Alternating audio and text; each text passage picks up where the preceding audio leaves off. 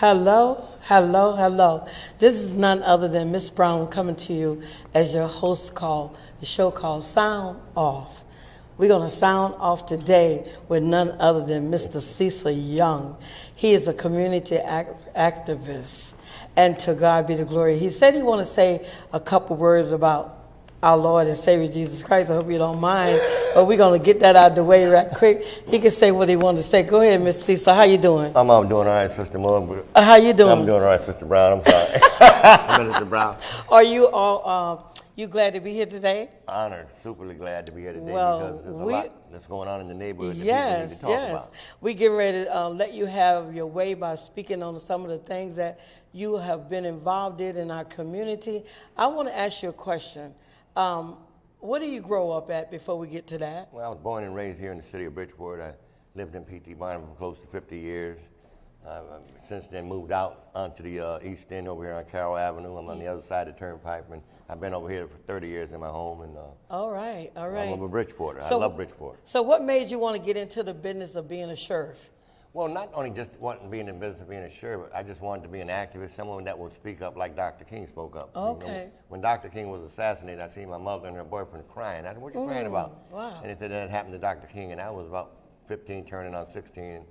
And I said to myself, I was being told as a kid growing up, because I had a problem with school, staying and paying attention to my teachers because I was kind of like, into that. I wasn't into all that.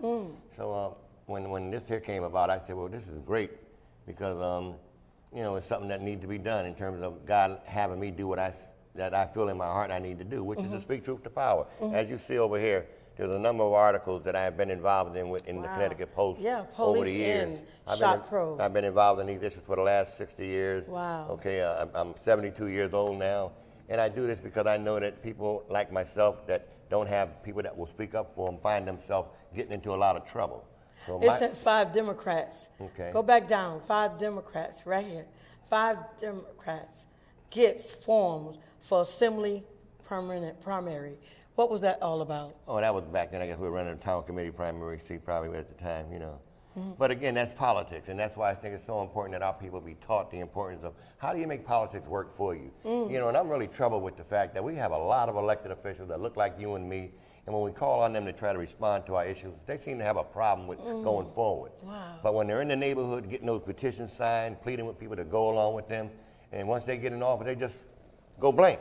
And my concern is that we got to stop that. I mean, we often find ourselves always saying, is it about black and white, or is it about right and wrong? And I say the majority of it is about right and wrong. Because you got white folks as well as black folks that are working together on a whole lot of issues. Okay, and when you find good white folks that are working to work with good black folks that are really ready to tell the truth and to say what needs to be said, we need to honor that. We need to get behind that.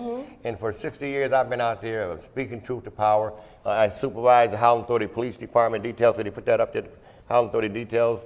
These are things that I've done on my own. I got a contract with the Bridgeport Housing Authority to supervise the overtime police details in the projects. Wow. And in the beginning, they only wanted me just to monitor them to make sure that they would stay there because they wasn't staying there. They wanted to have a partner. So to make a long story short, they ended up with one patrolman saying, I can't do it by themselves, so they put a patrolman with a sergeant. I supervise, as you see, A.J. Perez, who's the chief of police. Yeah, Chief Perez, look at him. A.J. Perez, that's me in my uniform. And you also see now Chief Garcia, who also is the chief of police now. Wow. And again, they work on the overtime details in McQuonic Apartment, Green Homes, Fireside, Beardsley Terrace, and those are the details that I had assigned to make sure that different things that they were supposed to be watching out for, that they would be protected. And you used to clock out when I was, I'm not trying to stop you from speaking, but That's all right. in the reflection of what you have done, I used to be under Detective Earl Millo. Yeah, well, Earl Millo, when they he was had my the supervisor, he was yeah. your supervisor, and you used to do the clock out at 12 o'clock at night. Yeah, exactly. Over there on Washington Avenue. Exactly. So, in other words, if you caught me sleeping, I ain't gonna say nothing. you would write me up. I ain't gonna do nothing like that. No. And not only that, I found out that today that you was the first man of color that wanted to be the mayor of the city of Bridgeport. Yeah, I ran for mayor in 1977 as an independent candidate. Wow. And I didn't win, but I ran to dramatize the need for people to get involved. I ran to try to be able to show that a lot of the issues that we're dealing with in our neighborhoods, we ought to be ashamed of ourselves as leaders. When you look at the fact that we got black state senators, Puerto Rican state reps, councilmen, the city of Bridgeport is controlled by majority minority folks per se, And when you look at these same people that are down there that I've been going there to talk to for over the last 16 years about my personal issue of being terminated, from me speaking out about terminated dirt piles that was at the health department. And I asked them, would you want to get involved to help me find out why come we can't get no justice about our neighborhoods being dumped on by any and everybody? Because that's what's being done over the years. So as a result of me complaining about these terminated dirt piles, at the city health department, you will see here's Ernest Newton, Councilman Newton. He was a state rep at the time. And I brought him over to the city health department and to show him the terminated dirt piles that kids were playing on. Wow. And these kids were playing on these dirt piles, bringing contamination stuff into their apartments right there at the new Look at that. Panic site. What year was that? That was a few years back. I can't think of it, but to make a long story short, it cost the city $25,000, $250,000, I guess, to have it removed. City Council, Now, which one? Yeah, the City Council. These letters are about me being banned from speaking at the City Council for the time being because I use the word that sometimes folks don't understand why I use it. But I often say, it's important to make it very clear about what you're out here for. And I'm out here for justice. And when you're out here for justice, people will try to malign you and try to make you look like you all the above. And I'm not about black and white. I am about right and wrong. That's right. Now, I've saved 4 people's lives in the city of Bridgeport that were shot. One of them was a cop, Officer Tony Simmons. And Officer Charles Smith was shot down on Stratford Avenue by a friend of mine, Larry Thompson, who was the Black Panther leader at that time. And I was the cadet corps. I had my P.T. Barnum crew in P.T. Barnum. Wow. And Larry, like I said, he had been a brother out there opening up soup kitchens for kids in the neighborhood back in the days, but he got caught up in a gunplay with the police. And as a long story short, I guess one day when we were meeting, we went over to the Avenue to have a drink in the club. And as we were going into the club, there was no loitering on Stratford Avenue because of all the gunplay, all the shootings. So as we were sitting there talking about that situation, Officer Tony Simmons came out the bar and said, "Yo, y'all can't stand here. You got to move on." And I said, "Yeah, I know that because I knew Superintendent Walsh had been making an issue of that because people have been being shot on the avenue quite a bit." So as I'm trying to get Larry to say, "Larry, let's go, man. It's not worth it." Larry, I'm not going nowhere, man. I'm tired of this. I said, "Larry, come on, let's go." I said, "Tony, let me talk to Larry." Wow. I'm talking to the cop. I'm talking to Tony, to Larry, and don't nobody want to listen. No problem. He told y'all can go if you want to go. Anybody that's here that don't be here, when I get off this radio, anybody that's here, you're going to jail for loitering. So I said, "Larry, I'm not going to jail for this. I'm getting off the corner." But Larry decided to want to stay. And as a result of him staying, he ended up getting into a gun battle with the officer and shot Tony Simmons, I think, 2 or 3 times in the chest, right on 1127 Stratford Avenue. And he was on the ground pleading, "Please, somebody help me, somebody help me." And the bar was packed that night. Craig Kelly, who was the NACP president, and he was the president. He was also a captain with the Bridgeport Fire Department later on as time went on. But Craig Kelly had the keys to my car at that time. And when Larry said, "Yo, man, take me out of here, man," I ain't got the keys to the car. Craig got the keys to the car. And thank God he did have the keys to the car. Because I was put in a situation where he got that gun and he done just shot 2 cops, Tony Simmons and Charles Smith on Stratford Avenue. And I'm saying to myself, "Whoa, man, Larry, I thank God I don't have the keys." So what I did was I ran into the bar and said, "Craig, give me the keys to my car." And I drove my car up 6th Street to Stratford Avenue in the one way. And Tony Simmons was on the ground crying out, "Please, somebody help me. I'm shot. Please, somebody help me." So I said, "Man, hold up." I got my keys, drove the car. I grabbed his gun off of the officer, put it in my belt, put his hat on, and I dragged him into the backseat of my car. And Did he survive? He survived. He survived it. There was a little kid about 10 years old who had came across the street to help me drag this cop into the car. And what's so sad about it, the bar was full with people of color. And that's what makes me so angry because, again, these officers were doing what they were told to do, no loitering on the avenue. Now, like I said, Larry's my friend. I mean, he ended up getting caught up where another friend of mine got killed because of the situation. But the bottom line is that I know all kind of people. And it's my job to treat people with great most respect regardless of what their past is because I lived in that kind of environment where we got all kind of folks doing all kind of things. So because of me being an activist, I have to learn to adjust to different situations. So I did that. So as a result of me doing that, speaking about the terminated dirt piles, I got fired. I got fired for allegedly not being at work. Just speaking up. Okay, on 3/10/6, I was terminated for not coming to work. Okay, and yet and still you will see a time card showing that you was there. That I was at work. You will see a time card showing that I was at work. You see this time card here? It shows that on the 3rd, 1706, I came to work. Nothing. You my keep supervisor, everything. I got documentation, everything I do. I also got them on audio tape. I tape what they did to me. Wow. I tape what they did to me because I'm sick and tired of people that look like you and me. Reverend Stallworth, all of them. I gave them packages of me being violated. And I said to them all, it ain't about me, it's about we. It's about our people. Our people will never change these conditions that they're living in until we begin to teach them how to feed, That's right. how to feed, judge for themselves, how to do what needs to be done to change our neighborhoods into a place where we will feel comfortable, we feel safe. Now, you see on that same note, Ethan, my supervisor at the time, okay, I told her that I would be going for a colon exam on the 17th. Yeah. On the 17th, and here it is in black and white where she signed it and confirmed it, okay? 3/17/06. Right, yet and still I got a letter showing At me. 12 noon. Right, I got a letter, right, telling them that I would be leaving at 10:30 to go down to the courthouse with Judge Paul Ganem, who was going to marry me and my fiance at the time, which was Patricia Young. And she was a beautiful person in terms of who She was. helped me go a Yes. long way in terms Yes, of yes. documenting these issues, comprising them, and being able to put them out to the people. Because I often said to myself, it's like, no one knows really what's going on but the people that really live in the neighborhood, but they're afraid. And I don't blame them, because I got my car firebombed, okay, in P.T. Barnum, where I grew up at, by kids. One of the kids' brother that knew me that thought that I might, because I talked to the police, that I might be telling on this one and telling. I'm not no crook. I'm not no teller. I had my days. Snitch. I'm not no snitch. I've been out there in the eye of the storm. I'm not That's going to what do they call that. snitch. What I do is try to prevent crime, Snitching. try to control crime, and try to make people safe. I know. So the details that I had, I was supervising 5 different details around the city at the same time, around the clock, 24 hours around the clock. As you've seen with those police officers, there's a sergeant and a patrolman that was assigned to me that would have to come to me at Green Homes. My office was in Building 5.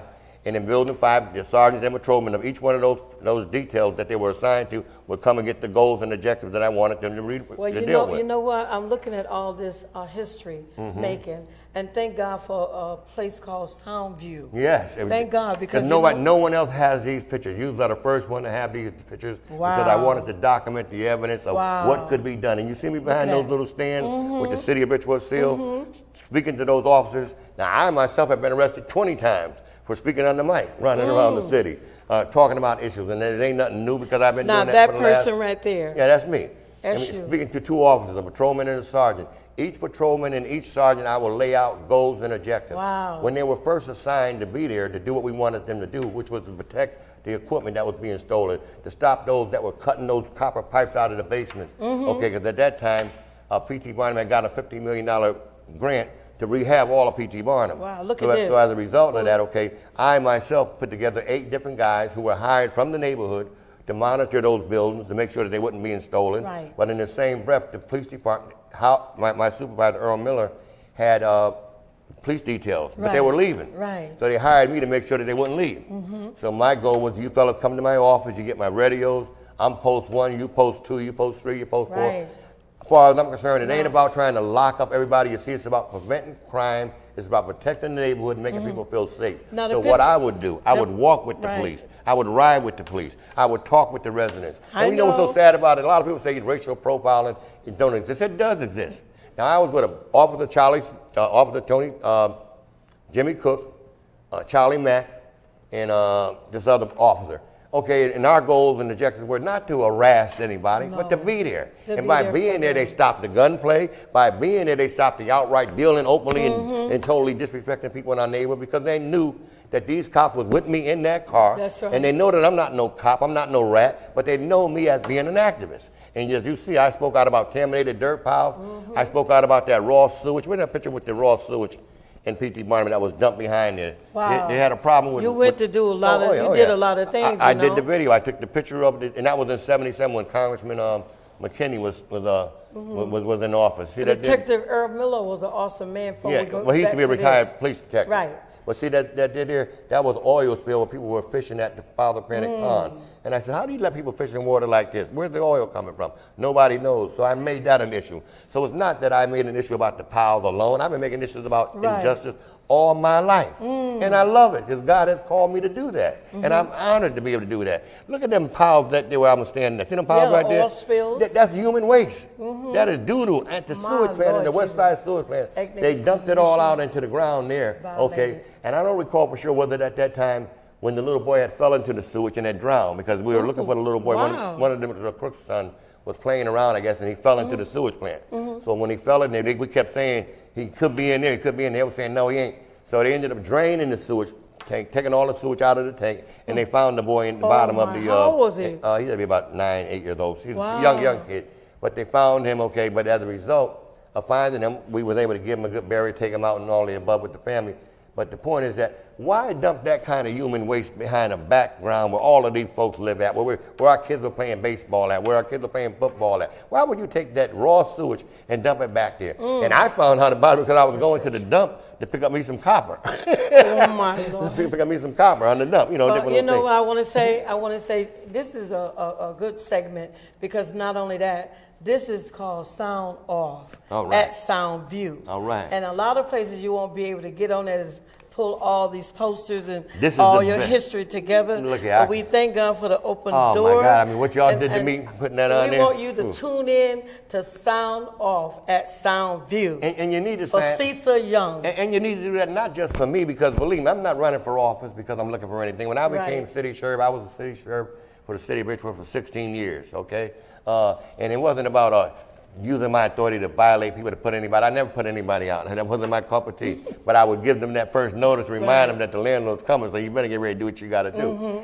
But you know what's so sad about it is that when I look at our elected officials that got elected, I want to know, why is it that they cannot meet with the residents that put them in office to find out what our concerns are and what can we do about those concerns? I know a lot about how to do community policing. Right. Okay? I got a video that I'm going to want you to hear one day where I got kicked out of headquarters because of me meeting with the police details that didn't want to walk. Yeah. They would tell the sergeant that they're on Stratford and Newfield. I said, you ain't on this Stratford Avenue or Newfield because I'm over here in front of Braxton's.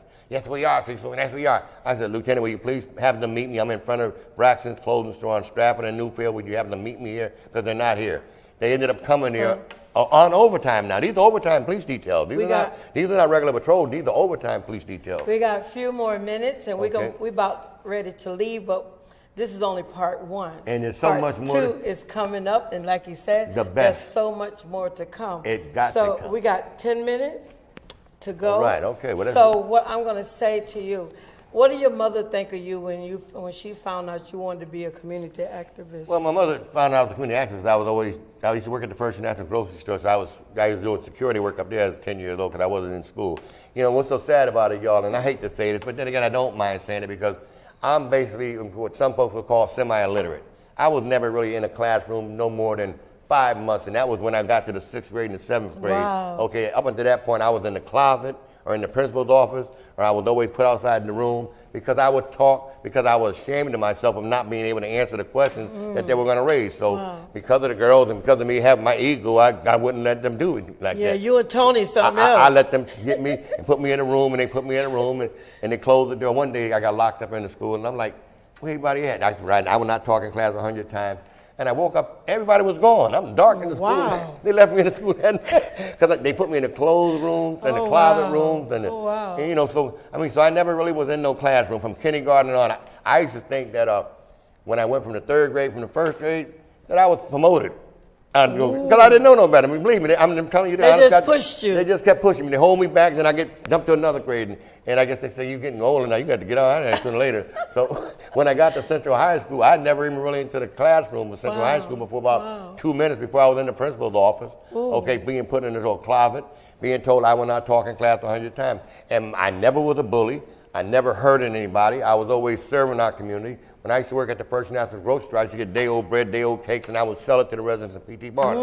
Okay, at 12 years old, 14 years old, because so that's you where I was call at. yourself I was a hustling? hustler. I was a man. I was making. Oh, they told me I wow. would never be nothing. I said, you may not never be nothing. I'm gonna be something. I'm not gonna starve. And I had a good, strong back. And I had a good, strong mind. Now, I'm semi, like I said, illiterate because I was never really taught. But I taught myself on those things that I needed to know in order for me to grow. And I'm saying in the same perspective, it was hurtful a lot of times when I wanted to really just read off the way I want to read off. But because of my shameness of my handicap, I would not do it. I would just present the evidence and remember from what I can as to what I wrote. So what will you tell the young people right now as they were listening that you want to see a change in them so they won't go through what you went through? I would tell them, let your pride be put aside.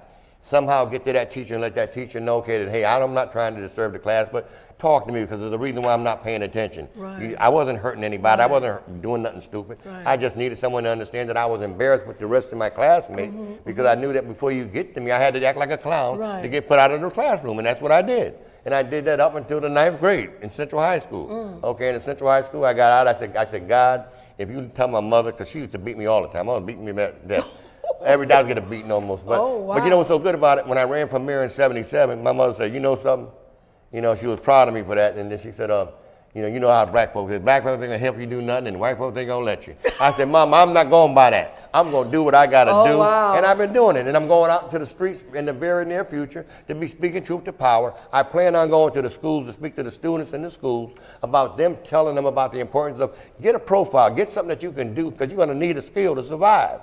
The things that I was able to tap into, okay, they were available. A lot of places that are not hiring our folks like they used to. So it's kind of rough out there. So you better get something on your head, get something in your mind so that you can use it when you get up against that wall and you can't pay them bills because the bills are going to keep coming.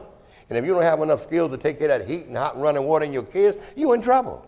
And I'm saying to you that God had to use me to do things that I never thought I would do. Now, another thing I want to say to you. I was a senator's aide. The Senator Sal DiPiano. Wow. I was an aide to State Rep Joe Lugo. I was an aide to everybody. You understand what I'm saying? I was an aide to Mayor Tom Buse. I was an aide. I was his community liaison officer.